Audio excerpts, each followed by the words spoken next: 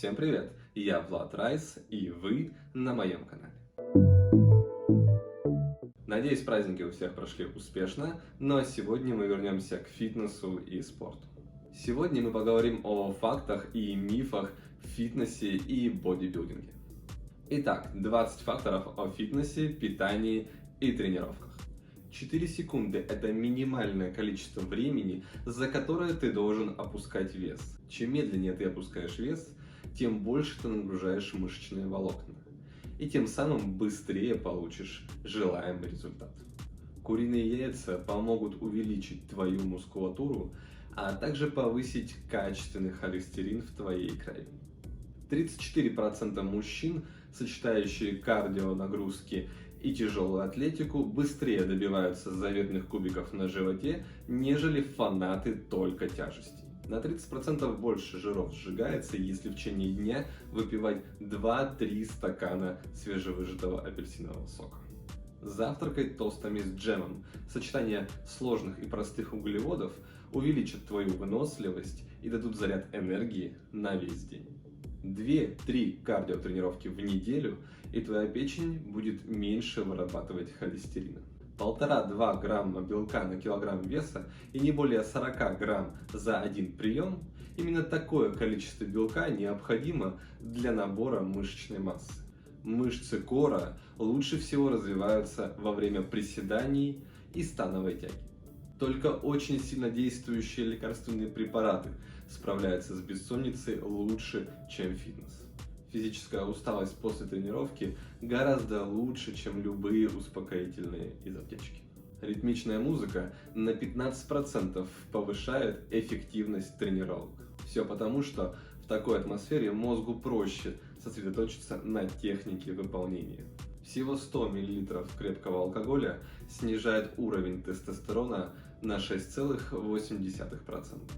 Мышцы на 15% тяжелее и плотнее жировой прослойки. В среднем мышцы занимают около 40% общей массы тела. Интересный факт, но просмотр фильмов для взрослых повышает интенсивность тренировок почти в 2 раза.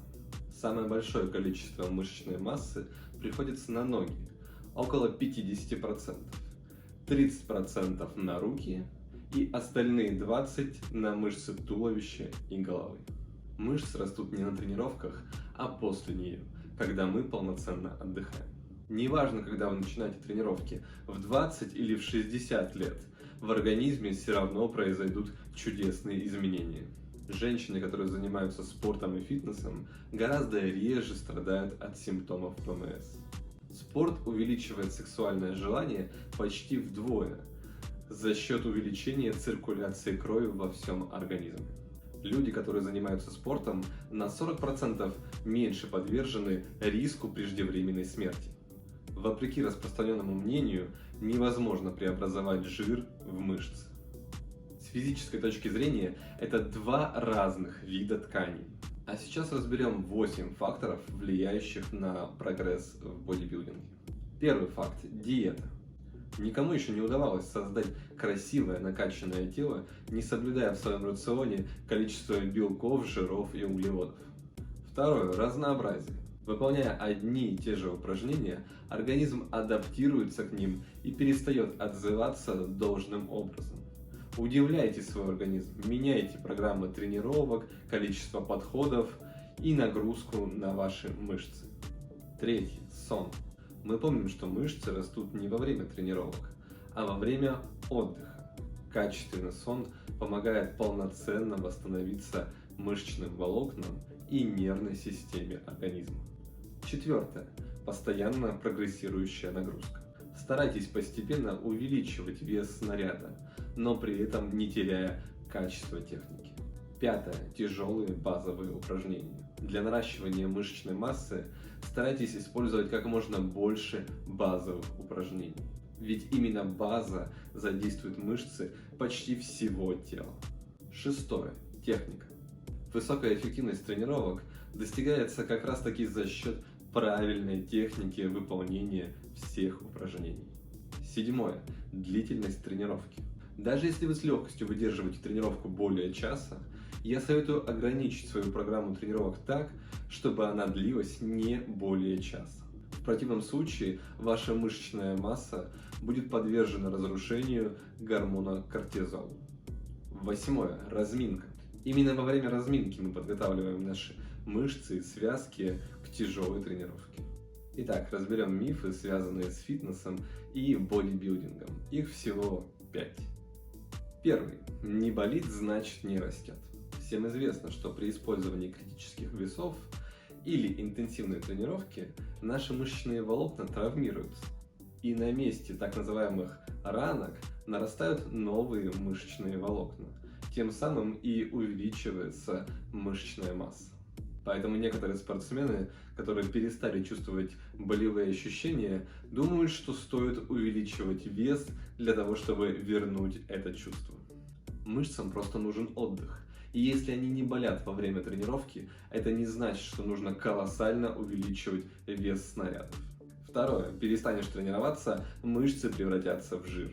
Отличная отмазка, чтобы вовсе не заниматься физической активностью. Она не совсем верна, но доля правды в этом есть. Во-первых, мышечная масса не может конвертироваться в жир. Это что-то из области фантастики. Во-вторых, если спортсмен бросит заниматься спортом, но будет потреблять то же количество калорий, его мышечные волокна атрофируются без физической нагрузки, а жировая прослойка будет увеличиваться по той же самой причине. Третье. Если заниматься спортом, можно кушать что угодно. Безусловно, занятия спортом помогают сжигать калории, но не стоит злоупотреблять с едой.